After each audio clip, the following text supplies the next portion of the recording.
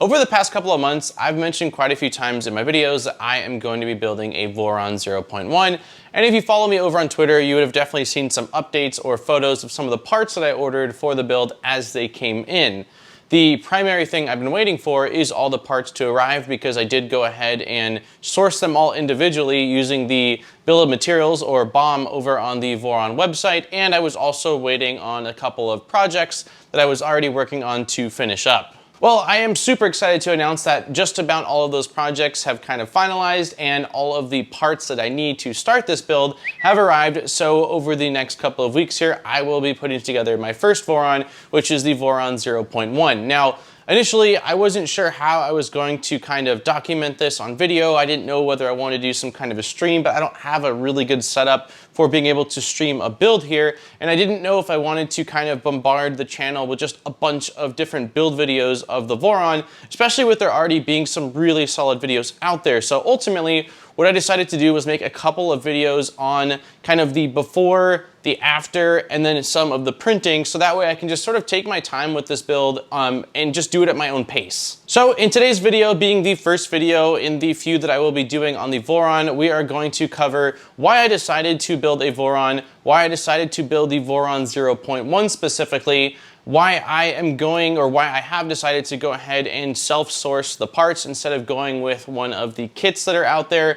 And I will show you some of the parts I went with, as well as anything that I think might be useful as far as links or resources or things I've discovered over the past couple of weeks here. Eventually, when this is all done and I have the build complete, I will make a follow-up video showing off the finished printer, talking about maybe some of the things that I learned along the way, any tips or tricks that I might have for anybody that's also considering doing one of these builds, more specifically the small 0.1. And then of course down the road, one of the main reasons why I'm building this is to be able to show what this printer is actually capable of doing as far as different speeds and materials and really pushing it. So I am incredibly excited to get started on this, and without further ado, let's get right into today's video.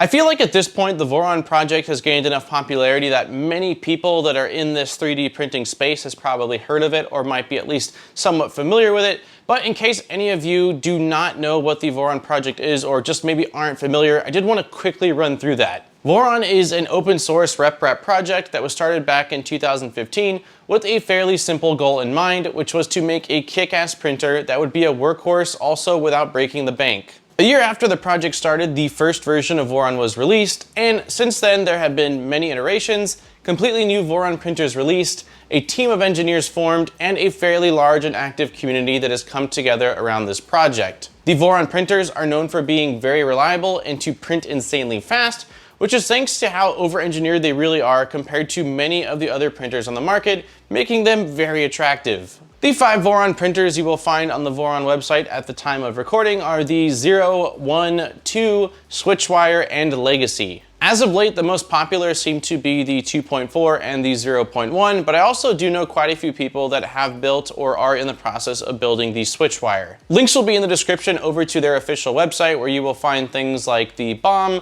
the STLs, the CAD files, as well as the instruction manual. I'm not entirely sure when or how I discovered the Voron printer initially, but there was a couple of members over in the Modbot Army Discord that were posting their builds. One was building a 2.4 and one was building a Switchwire, that were constantly posting their updates as the printers were being put together, which definitely had me drooling and first got my attention.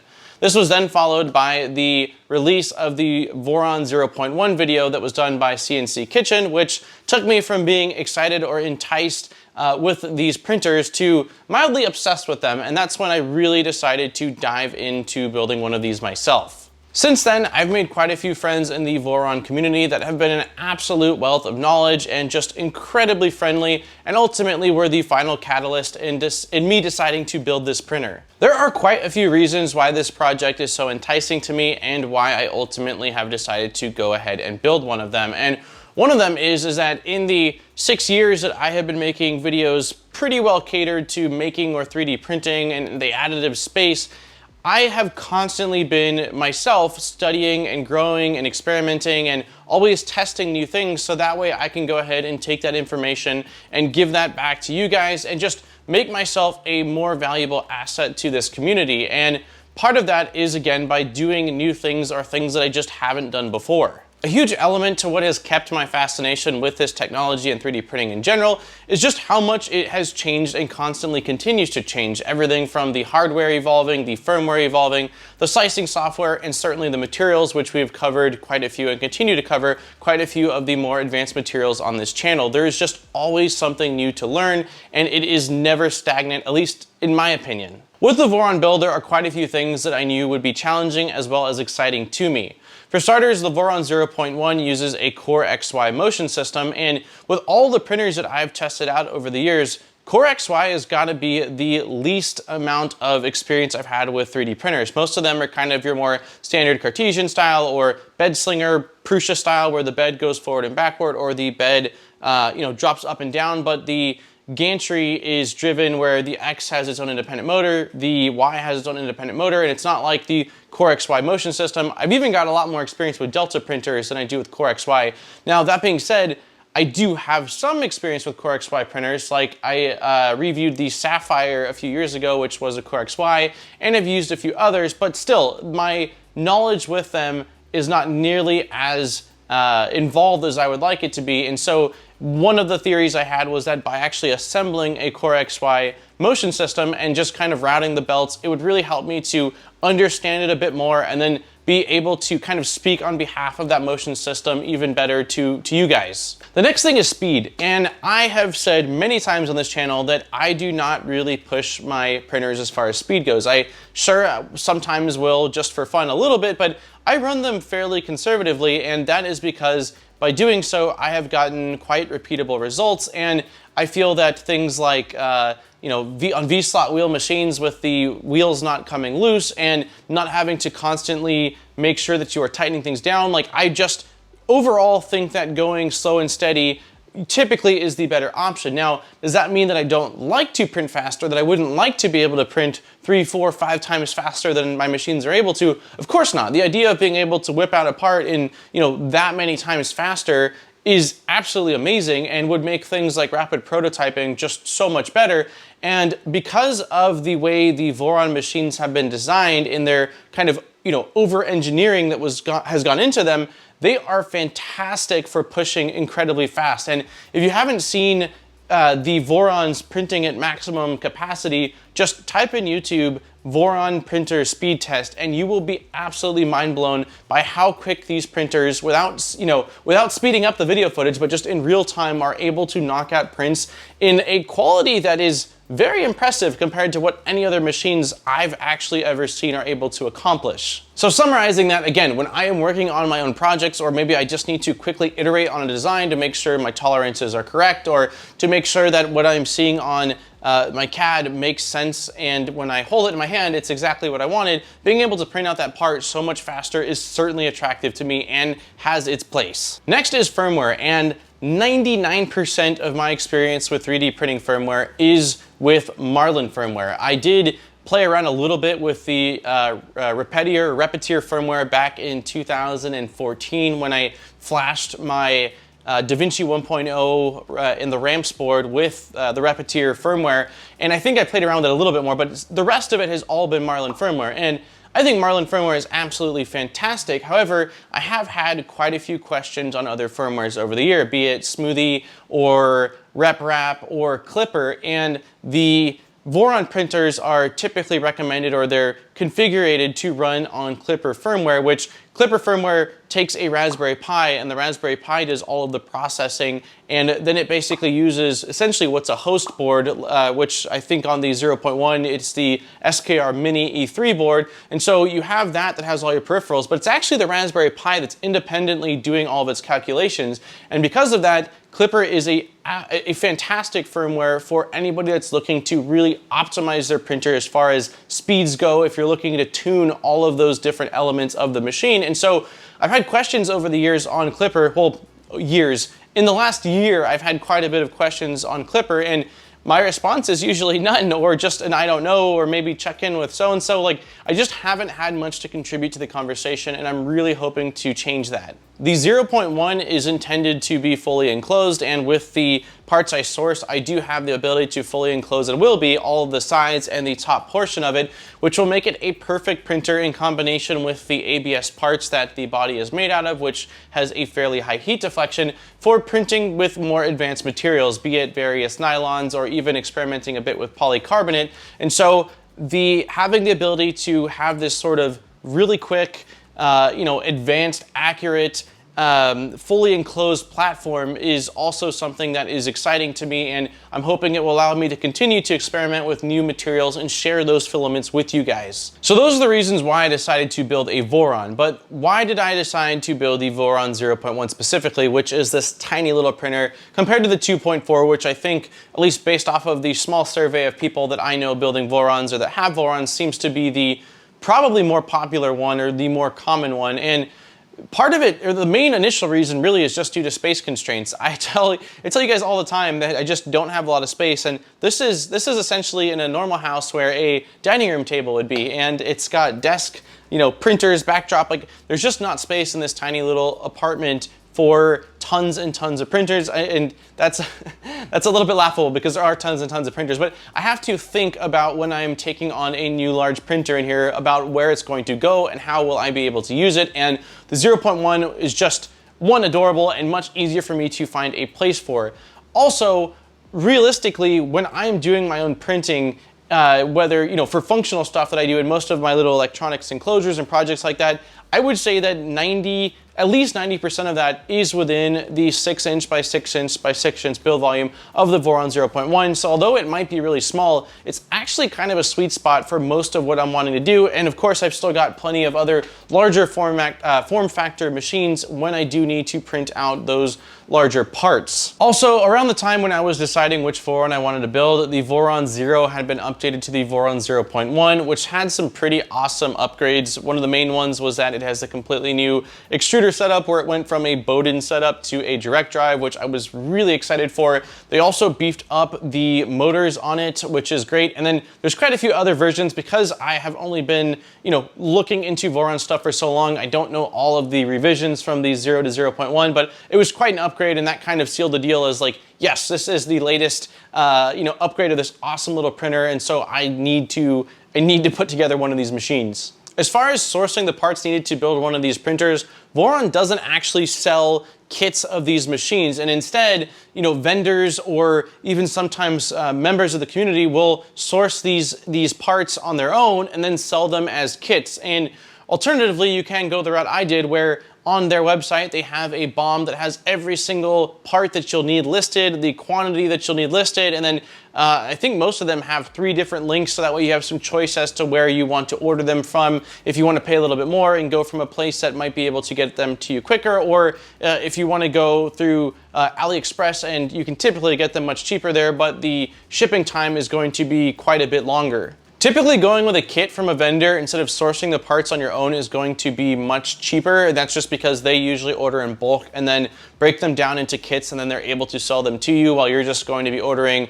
usually one kit or one of each quantity that's needed for your specific build. And as I mentioned, the Voron 0.1 is fairly new, and I think that I committed to building it just a few days or a week after it was even announced, and so there wasn't any kits available at the time. They were all still older Voron 0 builds, or I think there was like a 0.5 that was kind of like a halfway point, so you just couldn't get your hands on a version 0.1 kit that was readily available. And based on the feedback I got from the community, they were quite skeptical, or I don't want to say anti-kits, but quite skeptical about going with kits because of the quality of the parts, and if there was possibly some sort of iteration that happened from the time that kit was put together and it wasn't updated, it can be a really confusing and frustrating experience for the person that was wanting to put it together. That being said, LDO did just recently release a kit for the 0.1, and they seem to make the highest quality of kits available.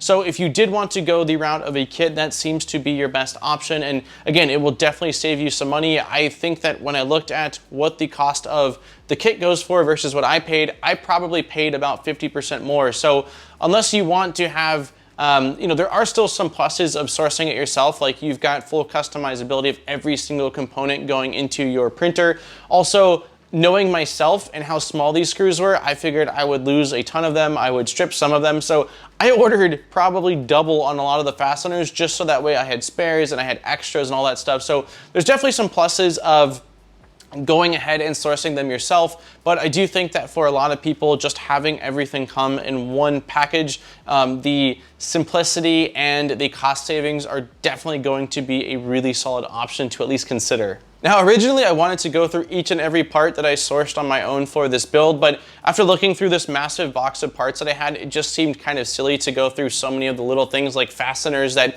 are just really boring and I don't think would matter whether I showed you what I went with. So instead, I'm going to cut away and we will run through some of the larger items like the electronics, the frame, some of the tools that I ordered for this build based off of community recommendations or people that I spoke with. And so I will do my absolute best to place links in the description over to all of these listed out individually. So that way, if there's something that catches your eye and you do want to pick one up for your build, you can also go ahead and do so. For the extruder, I went with this Triangle Labs BMG extruder. I'm going to be salvaging parts from this to then build the Voron extruder, which I believe is the pocket watch.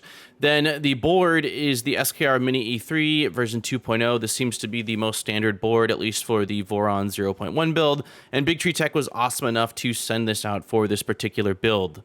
I had a Pi 4 just kind of sitting collecting dust, and so I'm going to be using that. However, it's my understanding, depending on the Clipper version you are going to be running, you can get a Pi 3 or in some cases, I believe, even a 0. For the frame, I went with the LDO kit. They make gorgeous anodized aluminum extrusions, so I went with this green for the ModBot theme, and they are already tapped and they are cut very nicely, so I highly recommend that. On the rails, these were also recommended over in the BOM, but they are pretty much no-name rails over from AliExpress that I got that are pretty decent quality, actually. I did splurge on the bed. I went with this Voron V0 cast aluminum bed from Etsy. It's just absolutely gorgeous, and I'm very, very happy with it. For the spring steel energetic powder coated PEI seems to be sort of the standard. Over on AliExpress, they make high quality powder coated beds, so I got that. And the Kinovo heated bed, the 60 watt 24 volts is what the 0.1 uses. It is a DC bed and not an AC bed, paired with this Meanwell 24 volt 150 watt PSU. For the hot end, I'm going to be using this high flow Dragon hot end. I've actually had this for probably a year and a half, just sitting, waiting for its moment to shine, and so I'm super happy to be able to use this. For the filament guide tube, I went with this black PTFE, also from Triangle Labs. All of the acrylic panels, as well as the back panel, are all from Printed Solid. I believe that they actually make these in-house, so I was able to get these very quickly, and I am really happy with them. All the stepper motors were ordered from Stepper online, and the quality of the motors is fantastic. The packaging was great, but the shipping prices were absolutely atrocious. So I would definitely recommend shopping around, or at least checking to see what the shipping is going to be to you if you decide to order from them. I used some low-strength Loctite for some of the parts that required it. I wanted to use stronger Loctite, but had concerns I'd have to disassemble during the build, which I did, so I'm happy I went with this. Then Greg from Greg's Maker Corner recommended these Engineers Crimping Pliers, and they are awesome. I cannot wait to use this for the this build. I did pick up as well a little Machinist square set. The existing set that I had was pretty terrible, and so these were a little bit better. And then I also didn't have a very good Ferrule crimping set, so I went ahead and picked this up over on Amazon as well, which again, all this stuff will be linked in the description if you want to look into it. As far as mods go, I'm not going to be doing a ton of mods, but I will be installing the Nevermore micro carbon filter for printing with ABS and other materials. And then I will be installing, more than likely, this Voron V0 umbilical board, which is going to be to just organize the wiring and make swapping things out much easier. I did go ahead and start assembling the frame of my 0.1 over the past week here, but I didn't get very far due to some sort of complications and things that I wish I had known at the beginning, which I will end up covering in my kind of final, when this is all done, I'm putting together a list of things that I wish I had known beforehand, or just things that I think might be useful for someone. But I did make a little bit of progress. I am waiting on an extra linear rail. I had a whoopsie and totally damaged one of these tiny little linear rails. So I've got that coming, and in the meantime, I put together this little cabinet for all of the different fasteners, or all the 20 items that were listed under hardware on the LDO I'm not on the LDO, on the Voron bomb. And the reason for that is that one of the most frustrating aspects of building this so far has actually been keeping track of the little fasteners and all the hardware. I'm not sure how it looks if you do order that kit from LDO, but like me, I ordered them through AliExpress, and the little baggies that they came in were very, very poorly labeled and smeared and hard to read, and keeping track of which bag was what and all that was just kind of frustrating. And so while I've been waiting for the part to come in to continue this build, I just went ahead and put together this little like Voron themed, if you will, screw organizer that's got 20 different drawers for the 20 different components that are underneath the bill of material for the Voron 0.1. And so if anybody does want to print one of these, again, it's not necessary per se, but for me, like, this has been awesome just to then go ahead and label them and, you know exactly what I need and where it's at. And I know you can totally get screw organizers from local hardware stores and things like that, but I wanted one specifically for this build, so that way I didn't have to have it mixed with other things. And then afterwards, I will keep all of my spares in here for all these different things, so that way if I ever need to replace something, or the Voron 0.1, something slips out or whatever, I will have these kind of in this nice little neat package. And it is really tiny, as you can tell. So again, links will be in the description if you are interested in printing one of these out. I also included the step file, so if you want to modify it at all, you're more than welcome to. The second part that I instantly discovered, which was quite frustrating, was tightening all of the little screws down. I don't actually have very good tools for this. And so for the first 4 or 5 hours of just screwing around with this thing, I was using this tiny little, this isn't even the small one, it was smaller than this, a tiny little Allen key. And it was very unpleasant. And so you don't necessarily need, I'm gonna show you guys this here, which is basically it's called the Wowstick, and Nero 3DP first brought these even to my attention, which it's a small little automatic screwdriver that is going to make a huge difference on this build. But you don't necessarily need an automatic one, but definitely at least have good hand tools with a proper handle. You can hardly see it now because it's been some days, but like you can hardly see it, but there's a blister still on my hand just from me trying to grab the end of the Allen key and like really get it in there to tighten down the frame. So having proper tools, it might seem obvious, but again, I've done a lot of builds and it's never been something I've needed. But with this Voron build, there are just so many little screws that you will thank yourself later on by having some proper tools. For anyone that is interested in this little guy, again, this is the Wowstick, and it is going to really make a huge difference. It's got adjustable bits, and I think that for this device itself and the very, very many bits it came with, it was under $50. And so this is something I wish I had purchased a long time ago. It's got 2 buttons, one to screw and one to counter screw or unscrew. It's got a USB charger on the back, and it's all it's an aluminum body. The only downside is that these things do not have a ton of torque, and Nero let me know that he doesn't feel that they've got enough torque to really torque down a screw. However,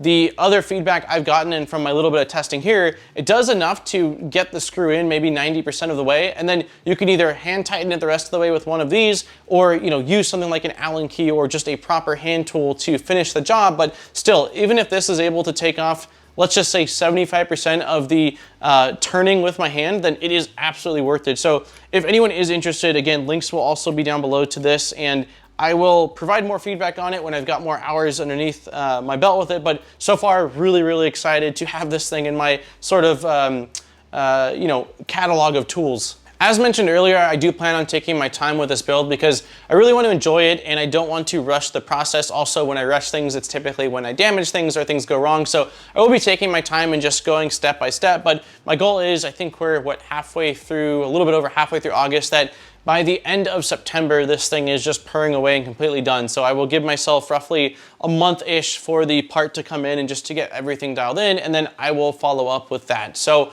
let me know in the comments down below if you are either, if you're planning on building a Voron and which one you're planning on building, the 0.1, 2.4, Switchwire, Legacy, or 1. And if you have already built a Voron and you've got any tips or recommendations that you think are super valuable for myself or anyone that's building one of these machines for the first time, please let me know in the comments down below.